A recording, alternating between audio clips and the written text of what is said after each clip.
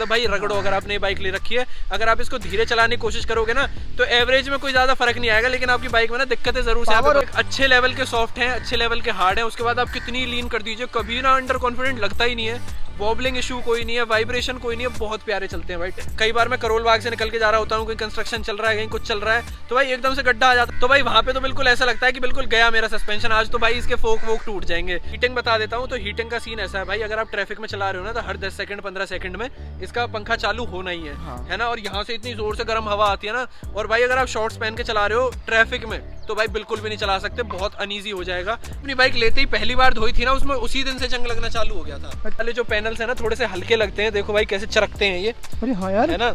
उसके बाद यहाँ पे देखो थोड़े से ना आपको पैनल गैप्स भी देखने को मिल जाएंगे, मैंने आज नोटिस करा भाई, है ना। उस साइड भी जाओगे भैया इसमें तो यार, हाँ लेकिन एक इशू ना मैं हाईलाइट कर देता हूँ, अभी रिसेंटली क्या हुआ है, क्या हो रहा था रिसेंटली, इसके इंजन में ना कुछ नॉकिंग साउंड आ रही थी, ऐसे हाईलाइट पॉइंट, चूड़ियां बजने की साउंड आ रही थी। तो जैसे हमारा पहला हीटिंग का डंडा उठता है ना, दूसरा उठेगा और फिर तीसरा उठने वाला होगा, उस बीच में एक साउंड आ रही थी जैसे कि कोई डुकाटी की ड्राई क्लच डाल दी है इसके अंदर। Hey guys, welcome back to my YouTube channel. स्वागत है आप लोगों का मेरे चैनल रेडी टू फ्लाई में एक और नए व्लॉग के साथ। तो आज अपने साथ भाई एक ऐसा एक्सपीरियंस ओनर है, पहले तो नाम देख लो भाई, उनका यूट्यूब चैनल है और उनको जाके सब्सक्राइब करना। बहुत अच्छी अच्छी वीडियोस बनाते हैं, आप लोगों के लिए रिव्यूज़ करते हैं, और मेरे को ऐसे बंदों की सख्त नीड है जो अपनी बाइक को एकदम पूरा अच्छे से जानते हो, जिनको सब कुछ पता हो कि हाँ भाई छोटी से छोटी चीज़ कुछ भी पूछ लो, उन्हें सब पता है कि हाँ किन लोगों के लिए वो चीज़ें बेस्ट है, किन लोगों के लिए नहीं है। तो 2023 में आप लोगों को ये गाड़ी लेनी चाहिए या नहीं लेनी चाहिए, या आप लोगों ने ले लिया, उसके बाद क्या क्या चीज़ें आप लोगों को फेस करने के लिए मिलेंगी ना, वो सारी बातें करेंगे आज इस वीडियो में। मैं नहीं बताऊँगा, बताएंगे इस गाड़ी के ऑनर अपने नवीन डागर भाई। मेरे को बहुत जरूरत है भाई आपकी, हमें बहुत जरूरत है भाई आपकी। ऐसे एक्सपीरियंस ऑनर मिलते रहे ना। अभी मैं देख रहा था नित्तू भाई के साथ ऑनरशिप दे रहे थे, अपनी बाइक का रिव्यू दे रहे थे, कुछ जरूरत नहीं पड़ी भाई, कुछ भी, मतलब जिसे कहते हैं ना भापना। कितने समय हो गए भाई आपको? भाई 6 महीने हो गए। 6 महीने में भाई इसकी रग से रग वाकिफ है। बिल्कुल, बोलना नहीं आया मुझे, रग से वाकिफ है भाई। पहले तो स्वागत है मेरे चैनल में आपका। थैंक यू भाई, थैंक यू। और नवीन भाई है, पहले मैं दिखा देता हूँ, बहुत अच्छे अपना चैनल, यही अपना नाम है, यही अपना चैनल है। और भाई डाल ही देंगे, बाकी मैं डिस्क्रिप्शन में डाल दूंगा भाई। बहुत अच्छे अच्छे रिव्यूज करते हैं और बहुत अच्छा अपनी गाड़ी के बारे में बताते हैं। अगर कुछ चीज छूट जाए तो चैनल पे जाके विजिट कर लेना, उस पर बाकायदा वीडियो बनी हुई आपको मिल जाएगी। तो सबसे पहले नवीन भाई, आपके मन में इस गाड़ी को लेने का ख्याल कैसे आया? भाई मुझे ना एक्चुअली मैं सितंबर की वक्त है, ये सितंबर का टाइम है, मैं डेली गुड़गांव अप डाउन कर रहा था। तो मेरे घर पे ना एक्चुअली पहले हमारे पास बुलेट थी बहुत पहले, तो बुलेट 350 ना मैंने इतनी चला ली थी कि मेरा मन भर चुका था कि भाई बुलेट तो मतलब चाहिए ही नहीं मेरे को, बहुत चला ली थी मैंने। भाई हुआ ऐसे कि फिर हमने सोच लिया कि चलो भाई ड्यूक 250 लेते हैं, क्योंकि डोमिनार वगैरह सिटी राइड के हिसाब से थोड़ी हैवी मोटरसाइकिल है, नहीं छजेगी, तो ड्रॉप कर दिया वहाँ पे प्लान।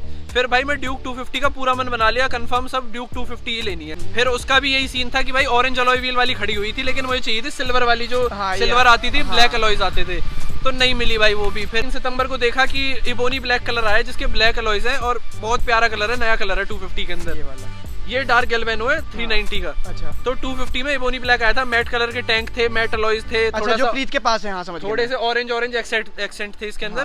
तो फोन आया 3 बजे, कहता सर आपकी बाइक आ गई है। तो मुझे लगा ड्यूक 250 आई है, लेकिन मैं गया, फिर मैं कहा भाई ठीक है आ रहा हूँ। तो वहाँ देखा मैंने ड्यूक 250 है ही नहीं, 390 खड़ी हुई है, 2 उसमें से एक बुक है और एक बंदा उसने लटकाया हुआ है जो वॉक इन कस्टमर आया है। तो उसने कहा कि सर आप एक काम करो, इसको मतलब ये आपने मुझसे बोला हुआ है तो आप ले जाओ, आप करो फटाफट से और ले जाओ बाइक अपनी। तो भाई फिर 13 तारीख को 8 बजे मैं बाइक। बजट का तो कोई इशू था ही नहीं ना आपको? नहीं, बजट का मुझे कोई इशू नहीं था। अच्छा हाँ चलो ठीक है, क्योंकि वरना का अगर 250 बुक कर रखी हो और फिर उसमें 1 लाख दे के आपको 390, तो नॉर्मल बंदा तो सोचेगा। बिल्कुल बिल्कुल, बजट का इशू है ना, तो भाई देखो सोचना पड़ता है, लेकिन वर्थ है भाई, एक एक पैसा वर्थ है। जो परफॉर्मेंस इस रेंज में ये ला के देती है वो कोई नहीं दे पाती, मजा पूरा देती है। ये कभी छपरी टैग सुनने को मिला? भाई मैं अपने कॉलेज में खड़ा हुआ था, तो वहाँ पे एक होता है ना कि थोड़े जेनजी वाले कूल बंदे होते हैं जिनके बस की कुछ नहीं होता। वैसे ही एक दिन खड़ा खड़ा कहता कि भाई KTM छपरी बाइक। मैं सुन रहा, मैं क्या यार अब मैं इसको क्या बोलूं। तो भाई कई बार मतलब सुनने को मिल जाता है, लेकिन मैंने एक इसमें लिक्विड मेटल कलर भी आता है जिसमें सारी चीजें यहाँ पे ऑरेंज मिलती हैं, तो वो मुझे पर्सनली पसंद नहीं था। मुझे थोड़ा ना सोबर ज्यादा पसंद है, और आप देख ही सकते हो मेरी बाइक ना पूरी स्टॉक खड़ी हुई है, मुझे मॉडिफिकेशन का ना कोई शौक है नहीं, इसमें जरूरत भी नहीं है। सिंपल चीज ना अच्छी लुक देती है और आप उससे बोर नहीं होते, मॉडिफिकेशन से आज नहीं तो कल आप बोर हो, जैसे मैं हो गया। बिल्कुल, ये छपरी टैग तो नहीं मिला, बस उस पागल इंसान की वजह से मिला। बिल्कुल बिल्कुल, कोई एक आध होता है जिसको थोड़ा होता है ना कि जिसके उसको पास कुछ नहीं भी होती ना बोलना है। वो जरूर कहता है। बिल्कुल जो इसकी पावर जब जान लेता है ना बिल्कुल। वो कभी नहीं कहेगा। एक भाई मैं ना इसका वो बहुत बताता हूँ कि आप इसको ना कभी भी अपने फ्रेंड सर्कल में लेके निकल जाओ, हर किसी को ना इसकी टेस्ट राइड जरूर करनी हाँ। होती है। तो भाई भौकाल तो है यहाँ पे कि भाई आपने हाँ कोई जहाज ले रखा मैं है। तो इसे मेल्टिंग मशीन बोलता हूँ, जो चलाता है ना मेल्ट हो जाता है। बिल्कुल बिल्कुल। मेरे बहुत से मेरा यार गाड़ी खरीदने का मन ही इसको चला के होता। प्रीत ने मुझे कहा ले तू चला गाड़ी, तू चला।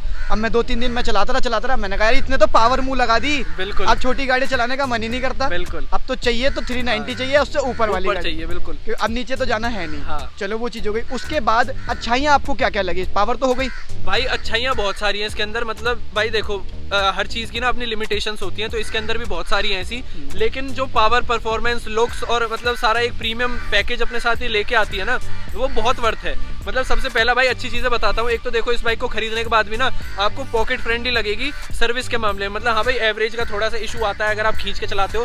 वैसे तो बाइक बनी खींचने के लिए, मतलब भाई रगड़ो। अगर आपने बाइक ले रखी है, अगर आप इसको धीरे चलाने की कोशिश करोगे ना तो एवरेज में कोई ज़्यादा फर्क नहीं आएगा, लेकिन आपकी बाइक में ना दिक्कतें जरूर से पावर ओरिएंटेड बाइक है, तो फिर ये तो पावर के लिए ही बनी है, तो मजा लो भाई पूरा। बिल्कुल भाई, अगर आपने लिया ना तो मत सोचो एवरेज। अगर आप धीरे भी चलाओगे ना तो भी उतनी ही लाके देगी एक दो का फर्क पड़ेगा बस। तो खींचो बस अपनी लेके, है ना।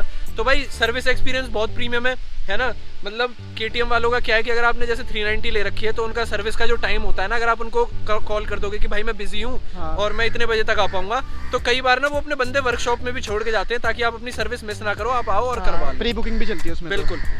चलो ये फीचर जितने इसके अंदर आते हैं इस सेगमेंट में किसी में नहीं आते। लाइक क्विक शिफ्टर हो गया, ऑल LED सेटअप हो गया, TFT डिस्प्ले हो गई, सुपर मोटो मोड हो गया। अच्छा, सुपर मोटो मोड कभी यूज करा आपने? कभी यूज नहीं किया एक्चुअली। मैं हूँ नहीं थोड़ा स्टंट ओरिएंटेड पर्सन, बिल्कुल भी नहीं हूँ। मुझे ये है कि मेरी बाइक मेंटेन रहे, जब मैं खींचूं, जब मैं चलाऊं, मुझे खुशी दे, मुझे अंदर से हैप्पीनेस दे। तो मैं कभी गया भी नहीं स्टंट राइडिंग की तरफ। मैंने आज तक कोशिश भी नहीं करी कि व्हीली मार लूँ, ये मार लूँ, वो मार लूँ। और मैंने सिर्फ आज तक शायद 3-4 बार ही 100 चलाई है, क्योंकि मुझे इनिशियल्स का शौक है। जब मुझे आगे निकलना है तो मुझे निकलना है बस, वहाँ पे मैं खींचूंगा, वरना मेरी आराम से चलती है। पर एक ऑप्शन आपको एडिशनल दे रखा है कि अगर आप स्टंट वगैरह करते हैं या मान लो ऑफ रोड कर रहे हैं तो वहाँ पे आपको पीछे वाला सुपर मोटो मोड का बिल्कुल बहुत काम आएगा वो वाली चीजें। डिस्प्ले में कुछ ऐसा लगता है कि कुछ एरर या कुछ मिसिंग? भाई डिस्प्ले में बता देता हूँ, बहुत एक्यूरेट है। आपको स्पीड बहुत एक्यूरेट दिखाती है, आपका डिस्टेंस टू एम्प्टी बहुत एक्यूरेट दिखाती है, फ्यूल इकोनॉमी भी बहुत। एक क्रॉस क्वेश्चन, मेरे दोस्त के पास सेम बाइक है, प्रीत के पास, उसका ना ये जो माइलेज वाला है ना, सॉरी पेट्रोल वाला, ऑन करना, ये जो पेट्रोल वाले डंडे आते हैं ये बहुत पागल बनाते हैं। नहीं भाई, बहुत एग्जैक्ट चलता है, बहुत एक्यूरेट चलता है, बिल्कुल अच्छा दिखाएगा। मतलब एक होता है ना कि अगर आप 50 पे चल रहे हो ना तो एरर बिल्कुल भी नहीं है, 50 ही आपकी स्पीड होगी।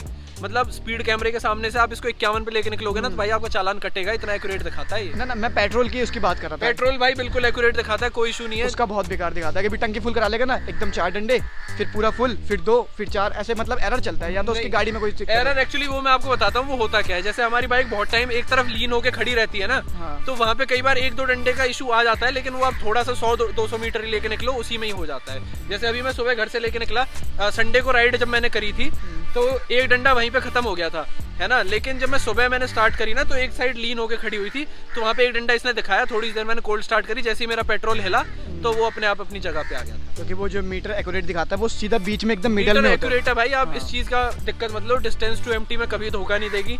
उसके बाद आपको ये जो फ्यूल इकोनॉमी दिखा रही है उसमें कभी धोखा नहीं देगी, एग्जैक्ट दिखाती है। मतलब भाई फ्यूल इकोनॉमी तो कुछ इस तरीके की चीज है जो टैंक टू टैंक आप देखते हो, लेकिन ये दिखाती है इंस्टेंटेनियस। अगर आप 100 किलोमीटर खींच के चला रहे हो तो वो 100 किलोमीटर का दिखाएगी। जहाँ आपका राइडिंग स्टाइल चेंज होता है वहाँ एवरेज चेंज होती है। वो तो है, ऑन टाइम एवरेज भी दिखाता है। आज एक चीज और जो इस गाड़ी के मेरे को भी बहुत अच्छे लगते हैं, टायरों की परफॉर्मेंस बहुत अच्छी है भाई। टायरों की परफॉर्मेंस बहुत अच्छी है, मतलब रोड पे कोई नॉइज नहीं करते हैं। मतलब एक अच्छे लेवल के सॉफ्ट हैं, अच्छे लेवल के हार्ड हैं। उसके बाद आप कितनी लीन कर दीजिए कभी ना अंडर कॉन्फिडेंट लगता ही नहीं है। वॉबलिंग इशू कोई नहीं है, वाइब्रेशन कोई नहीं है, बहुत प्यारे चलते हैं भाई। टायर एक नंबर प्रीमियम चीज है। बस इसमें ना एक डाउन चीज मैं आपको ये बताना चाहूंगा, जैसे ये मेटजेलर का टायर है ना तो ये एक ट्रैक टायर है। तो इंडियन रोड्स पे नॉर्मल हाईवे कंडीशन में हमारा टायर 6000-7000 पे घिस जाएगा, और इसका जो एक जोड़ा आता है ना वो आपको कहीं ना कहीं 16 से लेके 21,000 रुपए में जोड़ी का टायर देखने को मिलेगा। तो भाई यहाँ पे थोड़ा महंगा पड़ता है। जैसे 10,000 किलोमीटर क्रॉस करोगे तो आपको कम टायर बदलवाने 15 से 16,000 तो खर्च करने पड़ेंगे। अब बिना टायर के वाला कॉन्फिडेंस नहीं आएगा भाई, बिल्कुल नहीं आएगा, क्योंकि बार-बार ना बर्नआउट मारेगा। क्योंकि पावर इनिशियल इतना अच्छा है, बर्नआउट मार देते हैं। ये वाले टायर भाई कई बार नहीं झेल पाते इसकी पावर इनिशियल, अगर झटके से बर्नआउट, जबकि ये सॉफ्ट टायर है, ट्रैक टायर है, चिपक के चलता है बिल्कुल। तो ये काफी सही चीज है। अब थोड़ी सी एक चीज मैं और पूछना चाहूंगा, इसका वो कैसा है क्विक शिफ्टर? जर्क है। शिफ्टर मैं बता देता हूँ, क्विक शिफ्टर को ना चलाने का एक तरीका है। देखो बहुत से लोग क्या करते हैं, जैसे यू रेस दे रखी है, हाँ। हल्का से यूं दे के ऐसे करेंगे, हाँ। तो भाई वो नहीं करना है। आपने जितनी रेस दे रखी है आप खींचो, हाँ। खींच के जैसे ही आप 5000 5,500 आरपीएम जाते हो ना, वहां पे जल्दी से लगा दो। हाँ। बहुत प्यारा, बहुत स्मूथ लगेगा। अगर आप उसको लैग करोगे ना, एक्चुअली इसका जो गियर का वो है ना, आप उसको कभी नोटिस करोगे ना, वो 2 हिस्सों में चलता है। हाँ। तो इतना उठेगा फिर गियर लगेगा, तो जैसे ही वो इतना उठता है, इतने में उसका जो फ्रॉग पिन बोलते हैं, क्या बोलते हैं, हाँ। वो क्लच एंगेज करता है और तब गियर लगता है। तो 2 स्टेप में चलता है, तो आप दोनों स्टेप एकदम से जल्दी से कर दो, बहुत ही प्यारा, बहुत स्मूथ, बिल्कुल पानी की तरह गियर लग जाएगा, कोई इशू वहाँ पे डाउन आएगा शिफ्ट नहीं। भी होते हैं उसमें? नहीं, ऑटो ब्लिपर इसके अंदर नहीं है, सिंगल यूनि डायरेक्शनल आपको देखने को मिलेगा इसके अंदर क्विक शिफ्टर। आप सिर्फ अप शिफ्ट कर सकते हो, चलो। लेकिन डाउन शिफ्ट भी बहुत प्यारे होते हैं, क्योंकि इसके अंदर आपको वेट क्लच मिलती है, स्लिपर क्लच। देखो भाई, इतना तो मुझे भी नहीं पता था। ये बंदे ने पूरा जांच रखा है एकदम बढ़िया से अंदर अंदर। यहाँ पे जैसे ही आप क्लच से डाउन शिफ्ट मारते हो ना, मतलब बस आपको इतना करके डाउन शिफ्ट करना है, और बहुत ही स्मूथ डाउन शिफ्ट होती है। बिल्कुल कोई ऐसे जर्क नहीं आता है कि भाई आपके इंजन में जर्क आया, कुछ आया, बस आप डाउन शिफ्ट मारो और खींचना शुरू कर दो, कोई दिक्कत नहीं आती परफॉर्मेंस। एक चीज और जो इस गाड़ी की बहुत अच्छी भी है और बहुत बुरी भी है, वो है इस गाड़ी के सस्पेंशन। बिल्कुल। कहाँ पे अच्छे कहाँ पे बुरे, दोनों बता दो भाई जब आप इसको खींचोगे ना, तो खींचते जाओ, मतलब इतनी प्यारी परफॉर्म करती है ना, ये झुकाओगे तो बिल्कुल झोल नहीं मारती है ना। हाँ। इधर उधर कुछ भी करो, एकदम से काट दो, हाँ। बिल्कुल झोल नहीं मारती, बहुत मजा आता है। लेकिन भाई गलती बाइक की नहीं है, यहाँ पे गलती हमारे रोड्स की है। जैसे कई बार मैं करोल बाग से निकल के जा रहा होता हूँ, कोई कंस्ट्रक्शन चल रहा है, कहीं कुछ चल रहा है, तो भाई एकदम से गड्ढा आ जाता है ना, तो वहाँ पे तो ऐसा लगता है कि भाई आज तो गया मेरा सस्पेंशन, आज तो भाई इसके फोक वोक टूट जाएंगे। तो भाई ये ना बहुत स्टिफ है और पूरा आपके ऊपर आती है, तो एकदम से जैसे कई बार नहीं दिख पाता गड्ढा है क्या है, तो आपको थोड़ा सा उठना पड़ता है। लोअर बैक में कई बार हाँ। झटका भी लगता है, क्योंकि अगर आप उस पे से उठे नहीं ना, तो वो बहुत जोर से ऐसे बैक मारती है, तो आपको लग सकती है भाई कमर पे, तो वहाँ पे थोड़ा सा खड़े हो जाओ अपने फुट पैक्स पे। तो ये यहाँ पे थोड़ा सा है, ये इसके डाउन साइड और ये इसके अच्छाई है। अब एक चीज और आ जाते हैं, आप सीधा आ जाते हैं इसके डिसएडवांटेज पे, जो मैंने बना भी रखे हैं अपनी वीडियोस में। बिल्कुल। सबसे पहला भाई सीट। हाँ भाई, सीट थोड़ा अच्छी सा है, ना, चौड़ी है, चौड़ी सीट उसमें है, कोई दिक्कत हाँ। नहीं। कुशनिंग सीट का मतलब भाई ओवरऑल जो मटेरियल है ना, मटेरियल काफी सही है, लेकिन सीट थोड़ी सी हार्ड है यहाँ पे। अगर आप ज्यादा देर इस पे बैठोगे तो वो ऐसे चींटियां सी चलने लग जाती है ना, तो बट आरसी में भी ठीक कर दी, तो चींटियां सी चलने लग जाती है ना वो बट पे, तो उस हाँ। टाइप का भी होता है।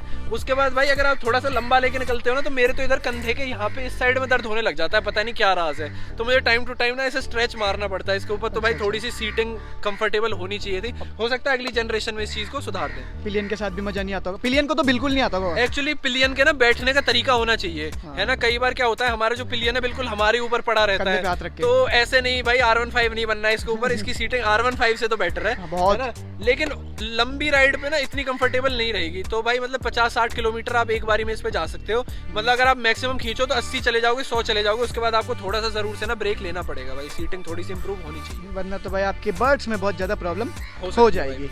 अब एक चीज और, हाँ। हीटिंग इशू कंपनी ने सुधारा कि नहीं सुधारा? क्योंकि पहले ना इन्होंने बहुत हवा फैला दिया कि हमने जो बीच वाला वो आता था पाइप, उस वजह से लोगों के यहाँ पे हीटिंग इशू बहुत आता था। अब हमने नीचे से कर दिया, उसका डाउन साइड भी हो गया कि ग्राउंड क्लियरेंस और ज्यादा कम हो एक्चुअली गई। भाई पहले ही वाली तो मैंने चलाई नहीं है, BS4 मेरे दोस्तों के पास है, लेकिन मैं ना कभी दूसरों से बाइक शेयर नहीं करता और दूसरों की चलाता भी नहीं हूँ। मतलब कोई ठीक ठाक चलाने वाला बंदा है तो वो बेशक से मेरी बाइक चला ले, लेकिन मैं किसी की ना कभी मांगता नहीं हूँ, क्योंकि मुझे डर लगता है कि भाई मुझसे ना पड़ जाए। और ये तो इतनी रिफाइनमेंट भी नहीं है इसके अंदर। मैंने अपनी चलाई है, तो हीटिंग बता देता हूँ। तो हीटिंग का सीन ऐसा है भाई, अगर आप ट्रैफिक में चला रहे हो ना, तो हर 10 सेकंड 15 सेकंड में इसका पंखा चालू होना ही है, हाँ। है ना। और यहाँ से इतनी जोर से गर्म हवा आती है ना, और भाई अगर आप शॉर्ट्स पहन के चला रहे हो ट्रैफिक में, तो भाई बिल्कुल भी नहीं चला सकते, बहुत अनईजी हो जाएगा।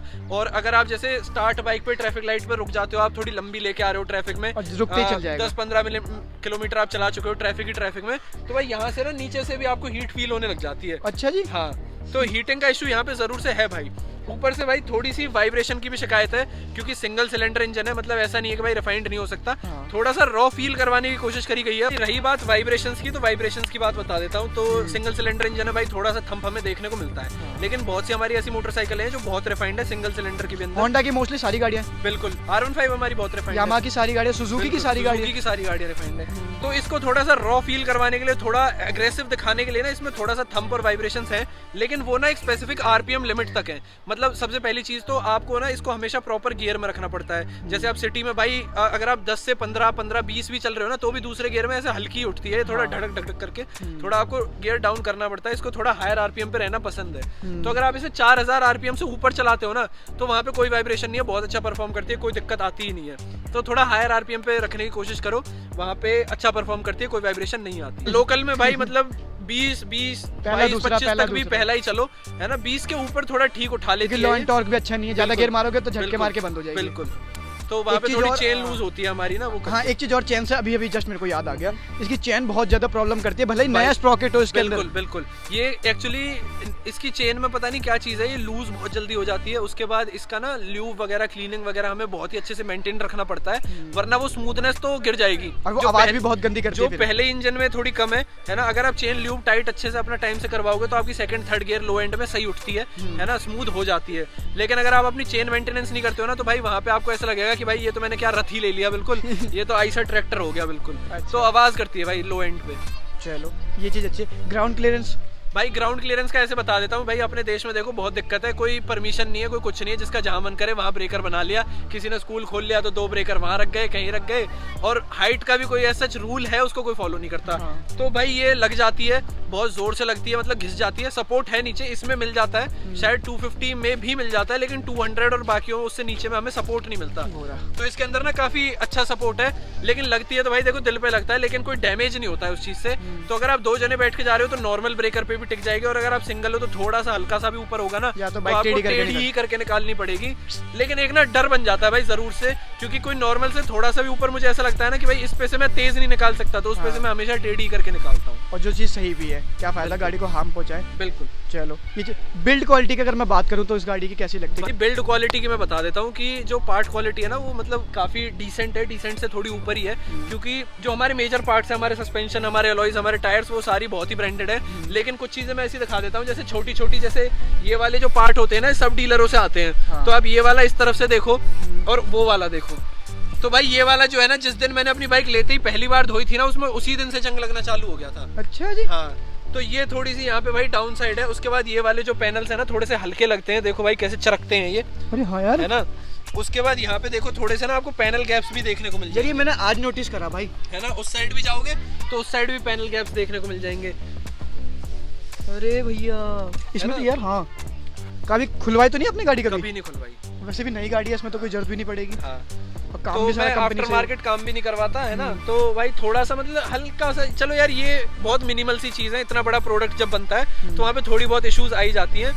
तो ये एज सच कोई इशू नहीं है, हो सकता है उस वाले पार्ट में कोई कार्बन का इशू रह गया हो, मतलब अच्छे से उसकी कोटिंग ना हुई हो तो जल्दी जंग पकड़ गया है। लेकिन 3.5 लाख में ये चीजें मिलना नहीं, ओवरऑल जो है क्वालिटी अच्छी है, डिसेंट बढ़िया क्वालिटी है, कोई इशू आता नहीं है यहाँ पे। लेकिन एक इशू ना मैं हाईलाइट कर देता हूँ। अभी रिसेंटली क्या हुआ है, जैसे सर्दियों में मेरे हमेशा से एक आदत रही है कि चाहे गर्मी हो या सर्दी में अपनी बाइक को ना 2 डंडे उठाता हूँ कोल्ड स्टार्ट पे, उसके बाद अपनी लेके चलता हूँ। तो अभी क्या हो रहा था, रिसेंटली इसके इंजन में ना कुछ नॉकिंग साउंड आ रही थी, जैसे चूड़ियां बजने की साउंड आ रही थी। तो जैसे हमारा पहला हीटिंग का डंडा उठता है ना, उसके बाद दूसरा उठने तक, है ना, जैसे ही दूसरा उठेगा और फिर तीसरा उठने वाला होगा, उस बीच में एक साउंड आ रही थी जैसे कि कोई डुकाटी की ड्राई क्लच डाल दी है इसके क्रैकलिंग की साउंड। तो एकदम से क्रैकलिंग होने लग जाती थी, ऐसे लगता था कोई चीज ढीली है। लेकिन अभी भाई आज मैं संडे राइड से लेके आया इसको, कल मैंने अच्छी खासी परसों संडे को बहुत अच्छी परफॉर्मेंस निकाली थी इससे, तो आज मुझे कोई इशू देखने को मिला। तो हो सकता है भाई कोई, क्योंकि मेरा ना कम ही रनिंग है, मैं कम ही चलाता हूँ अपनी बाइक, जितना मेरा यूज है मैं उतनी चलाता हूँ। तो भाई ये थोड़ी सी मुझे यहाँ पे शिकायत लगी, इसीलिए मैं बोल रहा हूँ कि अपनी बाइक लिया ना तो चलाओ, खींचो।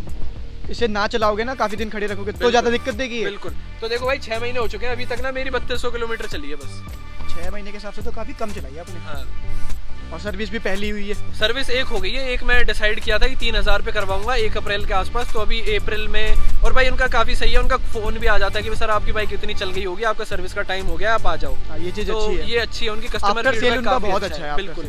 आप बता रहे थे कॉफी वॉफी वाईफाई सब लगा हुआ है, सब लगा हुआ है, अच्छा वेटिंग लॉन्च बना हुआ है। और फोन करते हैं, पूछते हैं सर बाइक कैसी चल रही है, सर्विस के बाद कैसा एक्सपीरियंस है, कोई इशू आ रहा है। तो भाई मैं बताता हूँ अपना एक एक्सपीरियंस। मैं नई लेके आया था ना, तो मुझे ब्रेकिंग में आवाज आती थी, है ना, मुझे पता नहीं था कि वो ब्रेक मेंटेन करनी पड़ती है, उसको ब्रेक पैड्स निकाल के ऐसे सैंड पेपर से घिस के आपको साफ करके लगाने पड़ते हैं। तो भाई मैंने उनको ना दुखी कर दिया था, परेशान कर दिया था, लेकिन बंदों ने ना आज तक मुझसे ये नहीं बोला कि सर आप ऐसे क्यों कर रहे हो, ये क्यों कर रहे हो, आज तक कभी उल्टा नहीं बोला। जितनी बार मैंने अपनी कंप्लेंट उनको बताई, उन्होंने इतनी बार मुझे बोला कि सर आप आइए हम देख लेते हैं, सर आप आइए हम देख लेते हैं। और भाई मुझसे कोई चार्ज भी नहीं लिया। चलो ये चीज़ अच्छी। कभी कोई ऐसा लगा कि किसी ये चीज़ बहुत महंगी है इस गाड़ी में, मतलब पार्ट्स की अगर अवेलेबिलिटी देखें या पार्ट्स की कॉस्ट देखें तो ऐसा लगता है कि महंगे हैं? भाई इसका जो मेन जान है ना, इसकी जो इंजन है, ठीक है, देखो सर्विस कॉस्ट बहुत मिनिमल है। अगर आपकी नॉर्मल सर्विस है जिसमें कोई पार्ट चेंज नहीं है, मतलब देखो भाई पार्ट अवेलेबिलिटी अच्छी है, बजाज ओन करता है। उसके बाद इसमें ना एक चीज देखो, जो हमारे फ्रंट डिस्क पैड्स है ना, वो हमें शायद ब्रेम्बो के देखने को मिलते हैं, बाइबरी का कैलिपर आता है, लेकिन इसके अंदर ना अलग डिस्क पैड्स हैं, सिरेमिक वाले देखने को मिलते हैं, तो वो थोड़े से महंगे आते हैं। लेकिन पीछे वाले आगे सारे जो पार्ट्स हैं वो उनकी कॉस्ट कम ही है।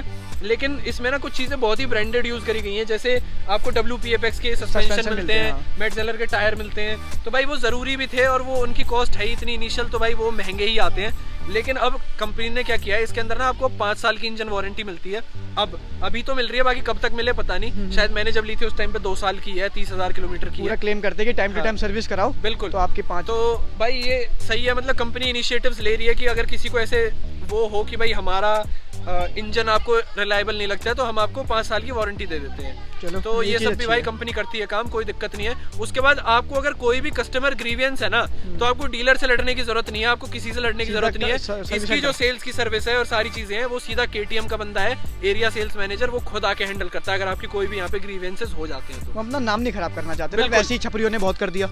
नहीं एक्चुअली छपरियों वाली बात नहीं है, आप कोई भी राइडर देख लीजिए, इसका एक्चुअली कलर थोड़ा ऑरेंजेस ज्यादा होता है ना, तो जल्दी नोटिस में आता है। तो बंदा छपरी हो सकता है भाई, बाइक छपरी नहीं बाइक तो होती कभी है। नहीं होती। तो आज तक मुझे तो भाई एक ही बंदे ने बोला, उसके अलावा तो किसी ने बोला नहीं। सब बोलते हैं भाई तुम्हारी बाइक बहुत अच्छी है। और उस बंदे को भी एक बार चलाने के लिए दे देते ना, तो वो भी कभी नहीं बिल्कुल बिल्कुल सही वो बात तो है यूँ भाई। बोलता है मेरी नेक्स्ट बाइक यही है। हाँ पावर बहुत बहुत अच्छी पावर है, लेकिन यार इसमें ना एक डाउन साइड भी मैं आपको बता देता हूँ पावर के साथ। तो जैसे भाई ने पहले भी बताया वीडियो के अंदर कि लो एंड टॉर्क का थोड़ा सा दिक्कत है यहाँ पे, तो भाई वो जरूर से है, क्योंकि बाइक ना हमारी बहुत जल्दी रेव पकड़ती है। तो अगर आप बम्पर टू बम्पर ट्रैफिक में चल रहे हो, कहीं भी चलते हो, मतलब उसमें ये चीज तो काम आती है कि आप फर्स्ट गियर पे खींच लो निकल जाओगे। लेकिन अगर निकलने की जगह नहीं है ना, तो भाई बार बार गियर डाउन करना, अप करना, डाउन करना, अप करना ना बहुत परेशान करता है। तो गियर रेशो ना थोड़े से इनिशियल में लंबे होने चाहिए थे। हाई कॉम्प्रेशन इंजन है, बिल्कुल। तो ये सारी चीजें तो फेस करनी पड़ेंगी। बिल्कुल। और मैं बोलता था भाई कि ये ना गाड़ी बिगिनर के लिए नहीं बनी है, भी रिकमेंड मैं बुलेट चलाता था पहले। हाँ बुलेट चलाते थे, मेरे को लगा आप डायरेक्ट स्प्लेंडर से इस पे आ गए। नहीं, आपने तो बुलेट भी बहुत रगड़ी है। हाँ मैं एक्चुअली मुझे 6th क्लास से बाइक चलानी आती है। अच्छा हाँ, तो ठीक है भाई, थोड़ा बंदे के अंदर नॉलेज होनी चाहिए, थोड़े स्किल्स। एक होता है ना कि जैसे भाई भी बोलते हैं, हमारे लकी भाई भी बोलते हैं कि बाइक की गलती नहीं होती है, सारी चीज इधर हाँ होती है। सारा माइंड में है यार। तो भाई मैं कभी रैश नहीं चलाता, मैं हमेशा अवॉइड बाय रूल्स करता हूँ। लेकिन कई बार जैसे हो जाता है ना कि आप किसी के पीछे चले जा रहे हो, अब आपको निकलना ही है, वहाँ फ्रस्ट्रेट हो जाते हो, तो मैं बस वहाँ इसकी पावर यूज करता हूँ, बाकी मेरा नॉर्मल यूज ही रहता है इससे। बाकी तो इसके टक्कर में कोई गाड़ी भी नहीं है भाई, टक्कर में कोई गाड़ी नहीं है। 400 सीसी में बेस्ट बाइक है, मतलब जो डाउन साइड है लेकिन वो कभी फील नहीं होते, क्योंकि जब ये मजा देती है ना, तो भाई आपको अंदर से ना पेट में से बुलबुले आते हैं कि भाई क्या आप चॉइस करिए, मैंने मजा आ जाता है भाई। चलो थैंक यू नवीन भाई, बहुत अच्छा बताया सीरियसली। thank बहुत you पहला एक ऑनरशिप ले रहा हूँ जिसमें मुझे मजा आ रहा है, और मुझे कम बोलना पड़ रहा है, इसमें मजा आ रहा है मुझे, वरना अभी मैं तो- ज्यादा बोलता हूँ। चलो थैंक यू चलो, नवीन thank भाई। you भाई, और thank नवीन you भाई का लकी चैनल है, अगर कुछ भी रह गया होगा या कुछ पूछना होगा कि सर्विस या कैसे जो भी कुछ है, तो भाई का इंस्टाग्राम हैंडल भी मैं डाल भाई दूंगा। मैंने ना एक वीडियो बनाई हुई है जिसमें मैंने 11 नेगेटिव्स गिनवाए हैं, तो भाई आप ना वो वाली हाँ, वो वीडियो देखो। जरूर से चेकआउट कर सकते हो। उसको ना ऐसे मत लेना कि मैंने बाइक की कोई बुराई करी है या वो करा है। मैंने वो वीडियो ऐसे बनाई है कि किसी को वो दिक्कत लग सकती है, किसी को दिक्कत नहीं लग हाँ। सकती है। जैसे स्टिफ सस्पेंशन, जिसकी कमर ठीक ठाक है उसको कोई दिक्कत नहीं लगेगी, लेकिन उस बंदे को जरूर से लगेगी जिसकी कमर में दिक्कत है। लाइक सीट हाइट ही ले लो, बिल्कुल। हर किसी के लिए थोड़ी ना है वो। बिल्कुल। आप लंबे हो, आप तो ठीक भाई है। उसको एज ए हेट मत लेना, वो एक इन्फॉर्मेटिव वीडियो है, उसको जाके देखो कि भाई ये दिक्कत आपके लिए हो सकती है या नहीं हो सकती है, तो उस तरीके से वो वीडियो आप देख सकते हो। चलो तो कर देते वीडियो को एंड, बाय बाय। चलो भाई, थैंक यू गाइस। एक बार और देख लो, स्पेलिंग मिस्टेक मत करना। चलो bye bye, love you all.